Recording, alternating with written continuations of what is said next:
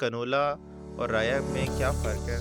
और बाकी जिस तरह गोभी, सरसों और अलसी वगैरह होगी, तो मेन चीज़ लोगों का ये सवाल था कि इसमें फ़र्क क्या है? और ये खुशी की बात है कि ये जो फसलें हैं ये तकरीबन पूरे पाकिस्तान के टूल अर्ज़ में लगती हैं। ये नहीं कि ये कोई किसी मखसूस इलाके में लगती हैं, लेकिन हर जगह पे इनका अपना क्रॉपिंग सिस्टम है। अब ज़मींदार ने यही फैसला करना है कि जी उसने आगे फसल कौन सी लगानी है। मांग जो है ना, देखें, एक मार्केट जो हमारी ख़ास मार्केट है, दोनों की डिमांड है। पहले मार्केट इवन एक वक्त था। अच्छा डॉक्टर साहब, इसमें जो लोग फसल के तौर पे, एक तो आपने बताया ना कि अगर दूसरी फसल के साथ जैसे गन्ना लगाया हुआ है तो उसके साथ आप बीच में आपने लगा लिया, कुछ हिस्से पे कर लिया आपने।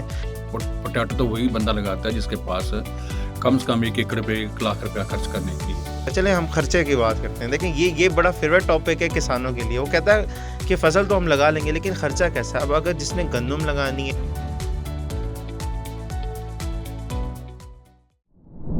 अस्सलाम वालेकुम, एग्रीकास्ट की एक और एपिसोड में आपको वेलकम करते हैं। और आज का जो टॉपिक है वो है कनोला और राया। इन दोनों में फ़र्क क्या है? इन दोनों में से अगर कोई आप लगाना चाहते हैं तो आपको किन चीज़ों का ख़्याल रखना चाहिए? किस तरह की आबो-हवा इन दोनों फ़सलों के लिए, या इसके मज़ीद इससे जुड़ी और भी जो फ़सलें हैं जैसे अलसी होगी और सरसों होगी, तो उसके लिए ज़मीन कैसी चाहिए आपको? बीज में ख़रीदते हुए आपको क्या चीज़ें देखनी चाहिए? और प्रॉफ़िटेबिलिटी, मुनाफ़े के हवाले से इनमें से किसका मुनाफ़ा ज़्यादा बेहतर है? किस में कितने पानी लगते हैं? कितनी खादें इस्तेमाल होती हैं? और कितना मुश्किल है कौन-सी फ़सल को लगाना? तो इसी सब को डिस्कस करने के लिए हमने एक दफ़ा फिर से डॉक्टर साहब को दावत दी है। डॉक्टर मोहम्मद अज़ीम हमारे प्रोग्राम में हमारे साथ शामिल हैं। डॉक्टर साहब अस्सलाम वालेकुम। वालेकुम अस्सलाम। डॉक्टर साहब, दोबारा से ये टॉपिक जो है, ऑलरेडी हमारी एक वीडियो जो है उस पे ट्रेंडिंग पे भी चल रही है और लोग बहुत ज़्यादा उस पे कमेंट्स वगैरह भी कर रहे हैं। तो लोगों के कमेंट्स थे कि कनोला और राया में क्या फ़र्क है? और बाकी जिस तरह गोभी, सरसों और अलसी वगैरह होगी, तो मेन चीज़ लोगों का ये सवाल था कि इसमें फ़र्क क्या है? और इसके अलावा जो किसान इसको लगाना चाहता है तो वो आपसे थोड़ी-सी गाइडेंस चाह रहा है। बिस्मिल्लाहिर्रहमानिर्रहीम। बहुत शुक्रिया। और इस वक्त जो फसलें काश्त हो रही हैं उसमें जो सबसे पहले विंटर की कह लें क्रॉप, या जो एक सर्द मौसम की जो फसल है, सर्दियों की जो फसल है, बहुत सारी और फसलें भी लगेंगी अभी। तो सबसे पहले जो फसल लगती है वो यही सरसों या कैनोला है, या राया है। तो बेसिकली जो फ़र्क है वो कैनोला में और इनमें वो यही है कि ये जो पुरानी हमारी सरसों और तोरिया के नाम पे भी जो नाम थे, उन्हीं की जो जदीद किस्में आई हैं वो बहुत सारे राया के तौर पे रिकॉग्नाइज़ होती हैं। मसलन अभी आप देखिए खानपुर राया है, सुपर राया है, इसी तरह जो है चकवाल राया है। तो इसकी मुख्तलिफ अदारों ने जो अपनी किस्में निकाली हैं वो राया की कैटेगरी में आती हैं। और सरसों और तोरिया भी लगता है। सही। तो इनमें जो इस वक्त अब इनका फ़र्क तो ये सामने आ गया कि एक जो है वो खाने का ज़ीरो रूसिक एसिड के साथ खाने के करैक्टरिस्टिक्स में, दूसरी वैरायटी जो है उनमें रूसिक एसिड हाई, और हमारा आम तेल जिसमें हम पकौड़े वगैरह तलते हैं और बहुत सारी चीज़ें, तेल के बहुत सारे इस्तेमाल हैं वो होते हैं, जानवरों को भी हम देते हैं, उसकी भी एक अपनी डिमांड है। तो दोनों किस्में भी लगती हैं। इस वक्त जो महकमा जाते हैं वो कोशिश कर रहे हैं कि हम खुर्दनी तेल की तरफ हमारा किसान जो है वो ज़्यादा जाए। और हम मुल्क में जो हमारी तकरीबन जो ऑयल की एडिबल ऑयल या खाने वाला खुर्दनी तेल जो है, इसका जो 4 से 5 जो बिलियन $US का जो इम्पोर्ट बिल है, इसको हम मुल्की पैदावार से इसको पूरा कर सकें।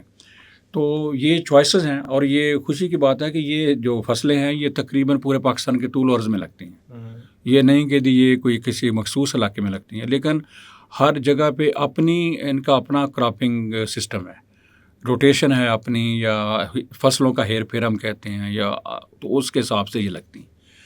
तो हम जानते हैं कि इधर बरानी एरिया में अभी भी चूँकि फिर मैंने बताया फसलों का बड़ा अहम रोल है। तो अगर मूंगफली लगानी है लोगों ने मार्च अप्रैल में, और मार्च अप्रैल की बारिशें भी होती हैं, तो उस वक्त तक ये जो सरसों और तोरिया और गोभी सरसों, इसकी जो फसल है ये फरवरी मार्च में ये हार्वेस्ट हो जाती है। तो वहाँ सूटेबिलिटी उनको ज़्यादा जो है ना, ये सरसों राया इनकी ज़्यादा सूटेबिलिटी है, ताकि वो उसके ऊपर मूँगफली लगा सकें। ठीक है। अच्छा डॉक्टर साहब, इसमें एक चीज़ मैं आपसे थोड़ा-सा करना चाह रहा था, पूछना चाह रहा था कि इन दोनों में से या बाकी आपने जो फैमिली बताई, ये अलसी होगी और राया वगैरह होगी, और अगर हम मुकाबला उससे करें कनोला से, तो किसकी माँग सबसे ज़्यादा है?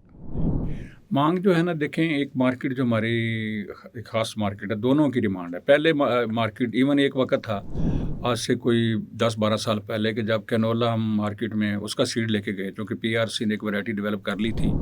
तो ये 2010, 11, 12 में हमने ये इसके साथ मिल के, नेशनल रूल्स प्रोग्राम के साथ मिल के, तो हमने इसको बहुत बड़े एरिए पे काश्त किया।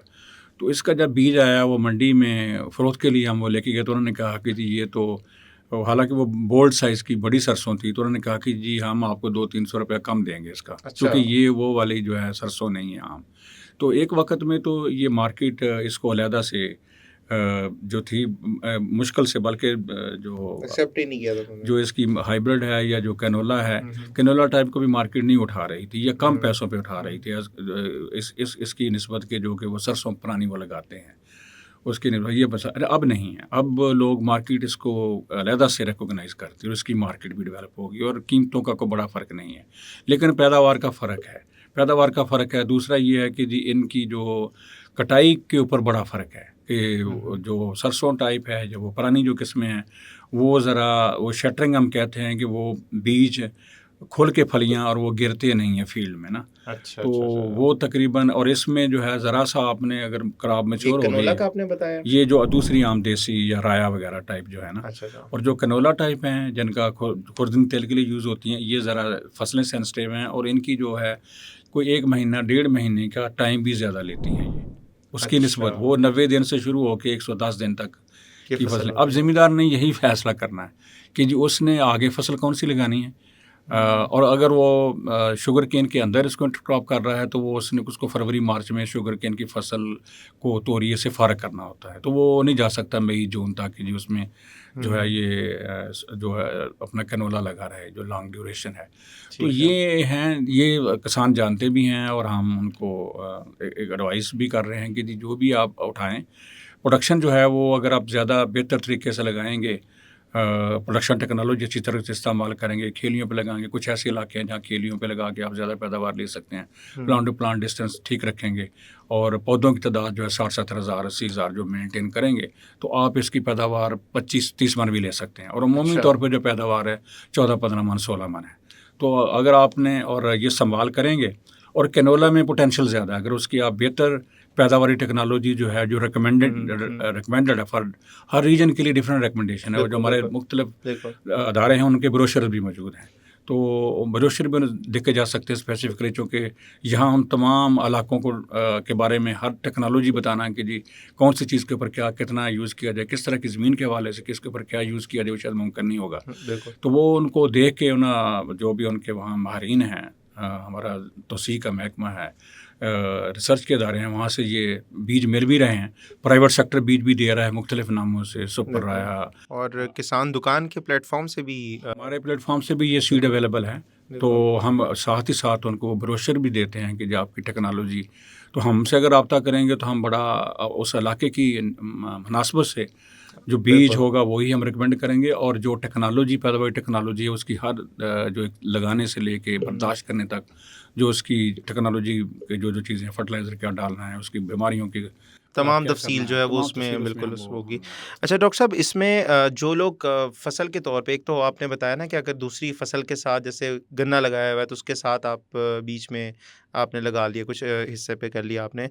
जो लोग प्रॉपर एक फसल के तौर पे इसको अगर लगाना चाहते हैं, तो उनको थोड़ा सा बता दें कि किस तरह की आबो हवा उनके लिए सूटेबल है, और किस तरह की ज़मीन पे लगाना ज़्यादा उनके लिए बेहतर है। ये बेसिकली ये तो एक ऐसी, जैसे मैंने पहले बताया कि इसकी जैसे गंदम की तरह पूरे मुल्क के अंदर इसकी काश्त होती है। अच्छा। तो इसमें सिर्फ 2 तरह की ज़मीन है। एक हम कहते हैं कि जो इवन रेतली ज़मीनों में भी, कच्चे की ज़मीनों में भी बड़ी कामयाब फसल है। जब जो नई ज़मीन आबाद होती है उसमें सबसे पहले लोग ये जो है ये राया वगैरह या ये सरसों वगैरह लगाते हैं, वहाँ इसकी सूटेबिलिटी है।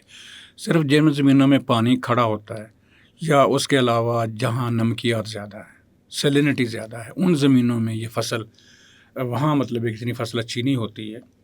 ठीक है। बाकी और ये बेस्ट सूटेबल ज़मीन इसके लिए जो मैरा ज़मीन है, अच्छा, रेतली ज़मीन है, मैरा ज़मीन है, कच्चे की ज़मीन है, ये सारी ज़मीनें और इसके लिए हाईली सूटेबल है। ठीक है। बस ये है कि जहाँ कहीं कोई पानी का ज़्यादा हो तो वहाँ सिर्फ लोग ये है कोशिश करें कि इसका तरीका लगाने का जो है वो मॉडिफाई कर लें। कहीं वो उस वहाँ आप केलियों पे भी लगा सकते हैं। ठीक है, और उसके लिए हमसे रब्ता भी कर सकते हैं। डॉक्टर साहब, इसमें वक़्त काश क्या होना चाहिए इसका? दूसरा ये है कि आबो-हवा किस तरह की होनी चाहिए? किस दर्जा हरारत पे इसको लगाना चाहिए? क्या बेहतर मशवरा है? ये बड़ा इम्पोर्टेंट आस्पेक्ट है कि एक तो ये है कि ये तकरीबन 15 अगस्त से जो तोरिया और वो जो पुरानी किस्में हैं, ये 15 अगस्त से इनका वक्त काश शुरू हो जाता है। अच्छा। 15 अगस्त से तकरीबन ये 15 अक्टूबर तक, इवन 15 सितंबर तक भी जो अर्ली फसलें हैं, और वो आपको मार्केट में उनकी डिमांड भी होती है। बहुत सारे लोग चारे के लिए भी लगा लेते हैं कि जानवरों को इस मौसम में चूँकि शॉर्टेज होती है तो वहाँ से इसका चारा भी आ जाता है। वो ये इसका अर्लियर टाइम है। ये वो हैं जो तोरिया और सरसों की किस्में हैं। लेकिन उसके बाद जो राया वगैरह है ये 15 सितंबर से इसकी जो है 15 अक्टूबर तक, और उसके बाद जो आपका ये जो टेम्परेचर है इनका ये 35 के करीब अच्छा। डिग्री सेंटीग्रेड करीब वहाँ। लेकिन अगर आपने कनोला लगाना है तो वो 30 डिग्री से नीचे। तो हमारे यहाँ कनोला भी जो कनोला टाइप हैं पोठवार में तो 15 सितंबर के बाद 15 अक्टूबर के दरमियान में वो भी लग सकता है, क्योंकि यहाँ थोड़ा सा टेम्परेचर इस वक्त ख़ास तौर पे इस साल का जो मौसम है उस वजह से वेदर ठंडा है और टेम्परेचर इसी रेंज में है। तो ये जो क्लाइमेट चेंज उसको भी देखना होता है। दूसरा ये कि अगर जनूबी पंजाब में या आगे सिंध में ये फसल लगनी है तो वहाँ ये तकरीबन जाके अक्टूबर और हाँ अक्टूबर का महीना, अक्टूबर 1 से लेकर 30 अक्टूबर तक बेस्ट टाइम है। तो वही टेम्परेचर और उसके बाद जो बाकी वही चीज़ें हैं कि जो ज़मीनें हैं वो किसान भी समझता है कि जो इसके लिए रेतली ज़मीन भी और इसके अलावा जो बाकी जो मुख्तलिफ टाइप की साहिल मैरा ज़मीन है, भारी मैरा, हल्की मैरा, वो सारी ज़मीन इसके लिए सूटेबल। ठीक हो गया। अच्छा डॉक्टर साहब, अभी हमने आबो-हवा पे भी बात कर ली, हमने ज़मीन की किस्म पे भी बात कर ली। आपने बताया कि तकरीबन ये 100 से 110 दिन की तकरीबन फ़सल ये बन जाती है। तो इसमें कितने पानी लगते हैं और खादों का कितना इस्तेमाल है, कितना खर्चा है? चलें हम खर्चे की बात करते हैं। देखें ये बड़ा फ़ेवरेट टॉपिक है किसानों के लिए। वो कहता है कि फ़सल तो हम लगा लेंगे लेकिन खर्चा कैसा? अब अगर जिसने गंदम लगानी है या कोई और फ़सल भी लगानी है तो ज़रा उसके मुकाबले में थोड़ा-सा इसका ये मैं भी बता आपको एक दें। चीज़ बताऊँ अपने तजर्बे से कि ज़मींदार इसको पहले शुरू में 10-15% एरिए पे न कनोला इसलिए लगा, अगर उसके पास खर्चा कम है तो वो खर्चे वाली फसलें, गन्ना पे भी खर्चा काफ़ी होता है, कमाद पे तो काफ़ी, और मकई पे, क्योंकि मकई की फसलें भी इन दिनों में लगती हैं। इन तमाम फसलों के ऊपर जो है अखराजात काफ़ी ज़्यादा होते हैं। पोटैटो तो वही बंदा लगाता है जिसके पास कम से कम 1 एकड़ पे 1 लाख रुपया खर्च करने के लिए हो। अच्छा। ये खर्चे के हिसाब से ये फसल सबसे इसको लगाया इसलिए जाता था कि जिसके पास कम सरमाया है या फाइनेंसेस हैं तो उसके लिए ये बड़ी आसान क्रॉप है, सूटेबल क्रॉप है और बहुत कम खर्चे से ये जो फसल लगाई जा सकती है। दूसरा मॉइस्चर भी इसमें सिर्फ मैंने पहले भी बात की थी, बहुत थोड़ा मॉइस्चर जिस वक्त लगाना है, अगर मॉइस्चर है तो ये ड्राई बेस्ट जो है वर्स्ट ड्राई कंडीशन में भी ये सर्वाइव कर जाता है, क्योंकि इसकी जो है रूट सिस्टम काफ़ी डीप होता है, मतलब लंबा है कुछ इलाकों में। और बारिशें तो अपना जो अगर बीच में बारिशें हो जाएं तो ये वैसे तो 3 से 4 पानी में ये फसल पक जाती है। अच्छा। शुरू में भी पानी जब आप लगाते हैं तो उसके बाद तकरीबन 45-50 दिन का वक्फा भी आप दे दें तो ये फसल जो है ना ये सर्वाइव कर जाती है और बिल्कुल बेहतरीन होती है। और जब मौसम थोड़ा सा बारिशें हो जाएं तो बारिशी इलाकों में तो हल्की सी बारिश के बाद ये एकदम ये फसल जो है ना ये अपना रंग पकड़ती है। अच्छा। और तो पानी बहुत कम है, खाद भी तकरीबन आधी है दूसरी फसलों की निस्बत।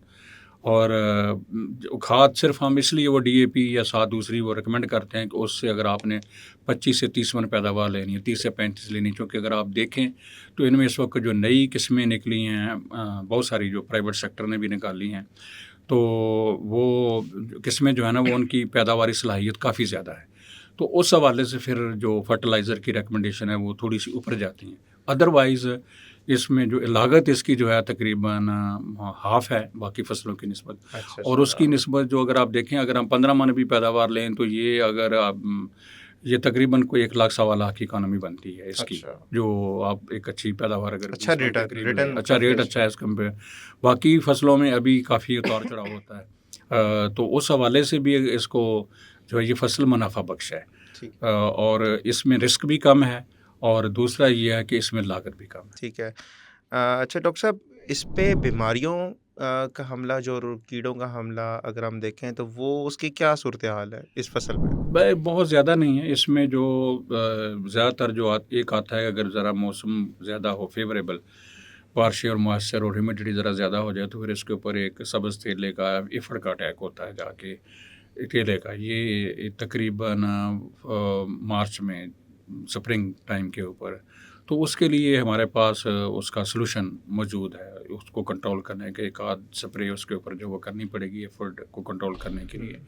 बीमारियां भी बहुत ज़्यादा नहीं हैं, कोई फरवरी में अगर वेट वेदर हो तो इसके ऊपर कोई फंजीसाइड जो भी तजवीज़ करदा फंजीसाइड है वो यूज़ किए जा सकते हैं। तो बहुत ज़्यादा ये फसल उस तरह की इसके ऊपर जो है ना बीमारियां ज़्यादा हैं, ना इसके ऊपर ज़्यादा पेस्ट का अटैक है। ठीक है। मखसूस इसके ऊपर ये एक दो है प्रॉब्लम, वो भी सीज़न के साथ होते हैं, सीजनलिटी के साथ। तो सीजनलिटी के साथ इसकी ऑब्जर्वेशन और उसके बाद आप अपने मकामी किसी भी एक्सटेंशन के डिपार्टमेंट से आप रजू करेंगे तो आपको फौरी तौर पर इसका हल बता देंगे। तो ये बड़ी सेफ फसल है। ठीक हो गया। और आप किसान मददगार के जो हेल्पलाइन आ रही है, आप उस पे भी राब्ता कर सकते हैं, हमारे व्हाट्सएप नंबर पे राब्ता कर सकते हैं। हमारी मोबाइल ऐप का नीचे क्यूआर कोड भी आ रहा है, आप उसको स्कैन करके हमारी मोबाइल ऐप भी डाउनलोड कर सकते हैं। और वीडियो को लाज़मी जो है वो लाइक करें, और कमेंट्स जो है आपके इतने ज़रूरी होते हैं कि हम उसको रेगुलरली एक्टिवली उसको बैठ के हम मॉनिटर करते हैं, हम देखते हैं कि आपके किस तरह के सवालात आ रहे हैं, फिर उसके बाद हम अपनी वीडियो को प्लान करते हैं। तो अगर आप कनोला की काश्त पे किसी और तरह की वीडियो भी चाहते हैं, या किसी और फसल पे अगर आप कोई वीडियो चाहते हैं, कोई अच्छे टॉपिक पे चाहते हैं, तो ज़रूर कमेंट्स में बताएं। आपके कमेंट्स हमारे लिए बहुत ज़रूरी हैं, और मुझे उम्मीद है कि आज की वीडियो आपको पसंद आई होगी। आप लोगों से इजाज़त देते हैं, इंशाल्लाह अगली किसी वीडियो में आपसे मुलाकात होगी। अपना ख्याल रखिएगा। अल्लाह हाफ़िज़।